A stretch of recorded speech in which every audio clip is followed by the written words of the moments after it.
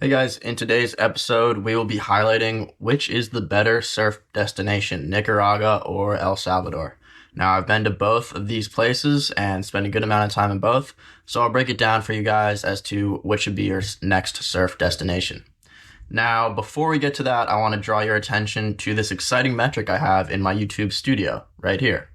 Now, as you can see, I have 1.7 thousand returning viewers, which is great, but only 232 subscribers. So if it's your second time watching one of my videos, please hit that subscribe button. It goes a long way in helping me out. And if this is the first time watching one of my videos, then wait till the end, see if I do a good job, and if I do, hit the subscribe button.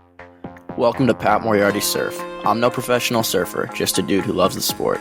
In this channel, I'll provide you with educational, entertaining, and relatable surf content. Subscribe to support the dream. Alright, we'll break down these different surf destinations on a proximity of things. First, wave consistency. Second, the surf town vibe. Third, are the waves easy to access? Fourth, how's the localism? And fifth, what skill level do you need to be to surf these different waves? First up, we have wave consistency. So both these spots are located right next to each other in Central America, and they both work on the same southerly swell. So the main swell season for both these areas is from April to October. Now, this is traditionally the wet season in these areas. However, the little secret is it's wet season for, 2 to 3 weeks. You'll have a bad storm, might be cloudy a few days, but it's not raining the entire season. So this is my favorite time to go down to these places. You get high quality waves, less crowds, and the rainy season, honestly, it isn't too bad. You'll have 2 or 3 bad weeks, but if you skip outside those 2 weeks, you should be good. With this in mind, both El Salvador and Nicaragua score a 7 out of 10 for consistency. Next up, we have the surf town vibe. So the two surf towns I'm going to be comparing are El Zonte and El Tunco in El Salvador, and then Popoyo in Nicaragua, El Pollo and El Trencito in Nicaragua.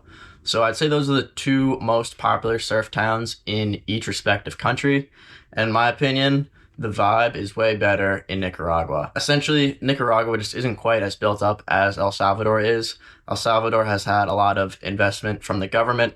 They've put a lot of investment into surf infrastructure, which is good in some respects. However, in my opinion, I think it sort of threw off the surf town vibe. In El Salvador, the roads are more built up, and you have that more Western vibe. When you go down to Nicaragua, it's more like you're time traveling. You have dirt roads still in Nicaragua.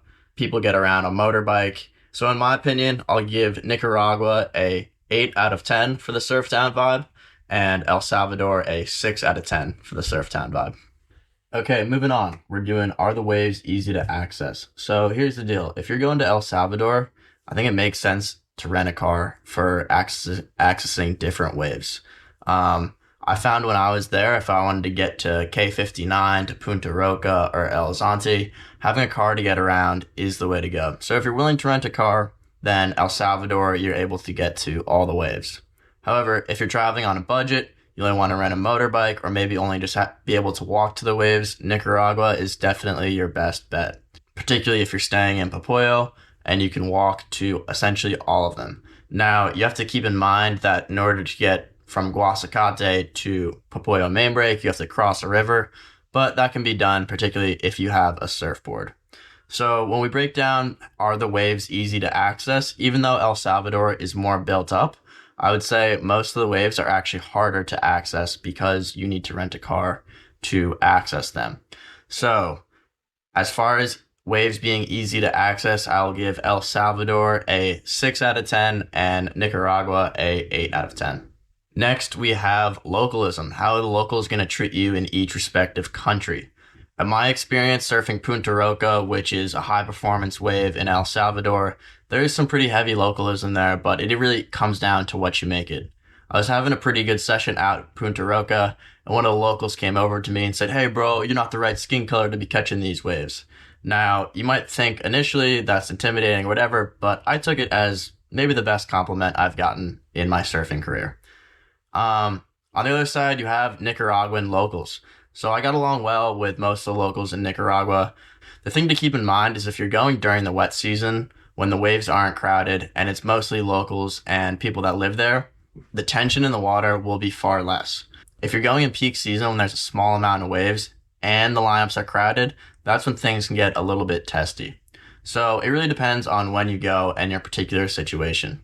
With this in mind, I'd give the localism in El Salvador a 7 out of 10 and the localism in Nicaragua a 8 out of 10. In my experience, I found the Nicaraguans a bit more friendly, a bit more welcoming, but it really depends on your individual experience. Now, this is an example of some of the localism I experienced in El Salvador.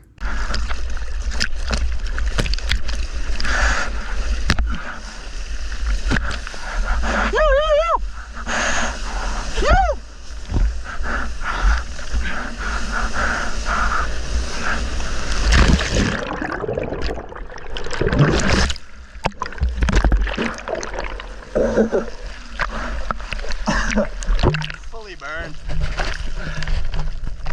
Finally, we have what skill level do you need to be to ride these different waves. The waves in El Salvador are meant for higher skilled surfers in general. When you go down to Nicaragua, particularly at Popoyo, you have breaks like Beginner's Bay where it's perfect for people learning how to surf. El Salvador is consistently a lot of right-hand point breaks that are meant for more advanced surfers. Sure, you can find more mellow waves, but in general, I would say if you're a beginner surfer, definitely head down to Nicaragua, head to Beginner's Bay, head to La Lijana, head to the more chiller spots. If you're an advanced surfer, you can find good waves in both these places. In my opinion, Popoyo Outer Reef and Punta Roca are two of the top high-performance waves in Central America, so you really can't go wrong either way. So as far as the skill level you need to access either of these waves and how they accommodate for that, I would say Nicaragua is better accommodating to a wider range of skills. With this in mind, I'll give Nicaragua a 9 out of 10 on accommodation for skill level, and El Salvador a 7 out of 10 for accommodation of skill level. Okay, so in conclusion, we have Nicaragua scoring a 40 out of 50 and El Salvador scoring a 33 out of 50 in the Pat Moriarty Surf Experience Metric Grader. That is a official grader for all surf experiences and surf destinations in the world. Everyone uses that system. So once again, Nicaragua 40 out of 50, El Salvador 33 out of 50. To be honest, if you book a trip to either of these places, you'll have a great time. In my opinion, when I go back to Central America, I'll be returning to Nicaragua. So I hope this video was helpful for you guys. If it was, please remember to like, subscribe, leave a comment, and tell me about your surf stories in these two places. Thanks, guys.